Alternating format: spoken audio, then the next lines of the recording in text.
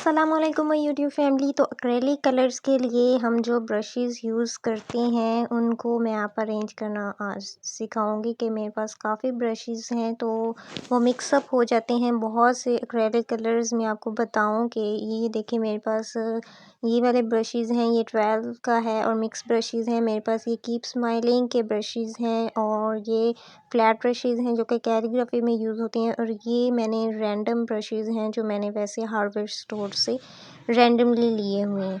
बहुत से रैंडमली भी अच्छे हैं और बहुत से में कोई ब्रांड के ज़रूरी नहीं है वो बहुत अच्छे हों। एक्रेलिक कलर्स में आपको एक बात का ख़याल, अगर आप ऑयल पेंट्स में कलर्स में ब्रशेस यूज़ कर रहे हैं या एक्रेलिक कलर्स में ब्रशेस यूज़ कर रहे हैं तो उन्हें क्लीन करना बहुत ज़रूरी है, अदरवाइज़ आपका ब्रश जो है वो बहुत ख़राब हो जाएगा और किसी काम का नहीं रहेगा। तो मैं पहले इन्हें अरेंज कर रही हूँ और साथ साथ आपको बताऊँगी कि इन्हें आप क्लीन कैसे कर सकते हैं। नॉर्मली तो एक्रेलिक कलर्स मैं यूज़ कर रही हूँ तो मैं पानी से अच्छी तरह उन्हें धो के क्लीन कर देती हूँ ताकि उनमें किसी किस्म का जो कलर है, अगर एक्रेलिक कलर्स भी खुश्क हो जाए तो वो भी ब्रश के वो ब्रिसल्स जो होते हैं ना वो ऐसे थिक से हो जाते हैं और दोबारा वो ब्रश अच्छे से काम नहीं करता।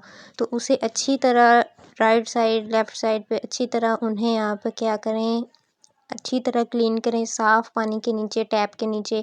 ये वाले जो ब्रशेज़ हैं ये मैंने हार्डवेयर स्टोर से लिए हैं और ये बहुत ही अच्छे हैं।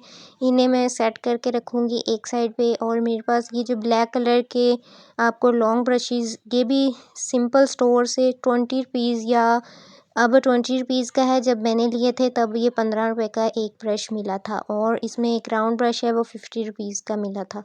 तो ये जो ब्लैक वाले बड़े वाले हैं ये 20 रुपीज़ का अब मिल जाएगा। तो इन्हें मैं, इनके ब्रिसल्स थोड़े से ख़राब हो गए हैं क्योंकि ये काफ़ी मेरे पास पुराने हैं, काफ़ी 2-3 साल हो गए हैं इनको, तो इनको मैंने रखा हुआ है। ये भी यूज़ करती हूँ मैं अंदर से, अगर आपको ओवल ब्रश के तौर पे यूज़ करना हो या स्प्रिंकल्स करने के लिए तो मैं इन्हें यूज़ करती हूँ। तो ये सारे मिक्सअप हुए पड़े थे तो मैंने कहा साथ साथ इन्हें अरेंज भी कर दूँ।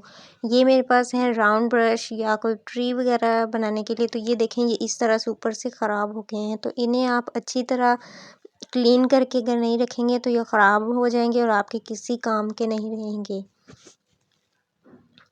ये मेरे पास हाइलाइटर्स हैं, कुछ मार्कर्स हैं, मार्कर कलर्स हैं, उन्हें मैं सेपरेट करके रखूँगी। ये मेरे पास पेंसिल कलर है, उन्हें सेपरेट करके रखूँगी। ये कुछ छोटे ब्रशेज़ हैं जो 1 बाय 1 ख़रीदे हुए हैं तो ये इन्हें मैं सेपरेट करके रखूँगी।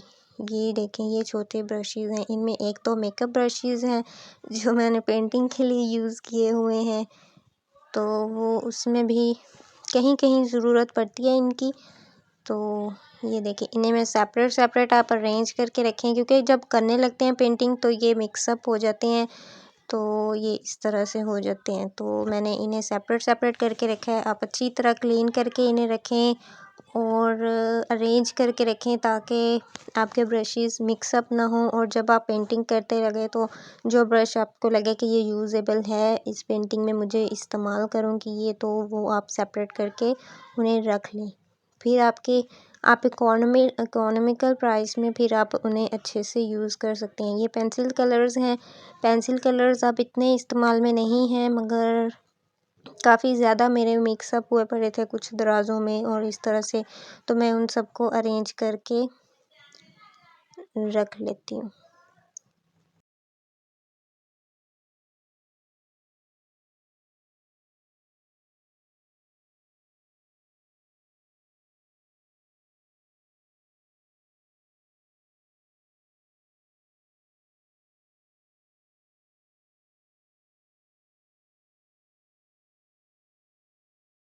बॉल पेन्स और बाकी चीज़ें भी मैं अलहदा करके इन्हें रखूँगी। मार्कर हैं और मार्कर कलर कुछ मेरे सेपरेट भी पड़े हुए हैं। ये रैंडम मार्कर्स और बॉल पेन्स हैं, इन्हें भी मैं 1 बाय 1 यूज़ करती रहती हूँ, तो इन्हें भी मैं ऐसे करके रख दूँगी।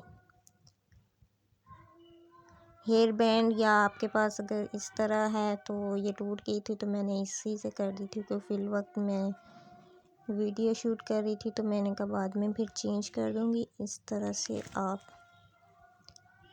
आर्ट मटेरियल, क्योंकि आजकल आर्ट मटेरियल और स्टेशनरी बहुत ज़्यादा एक्सपेंसिव हो गई है, तो ये नहीं कि आप अपने पैसे ज़ाया करते रहें। तो इस तरह से ये हमारी है, तो ज़रूरी है कि आप सेव करके रखें। शुक्रिया, वीडियो अच्छी लगी तो लाइक करें।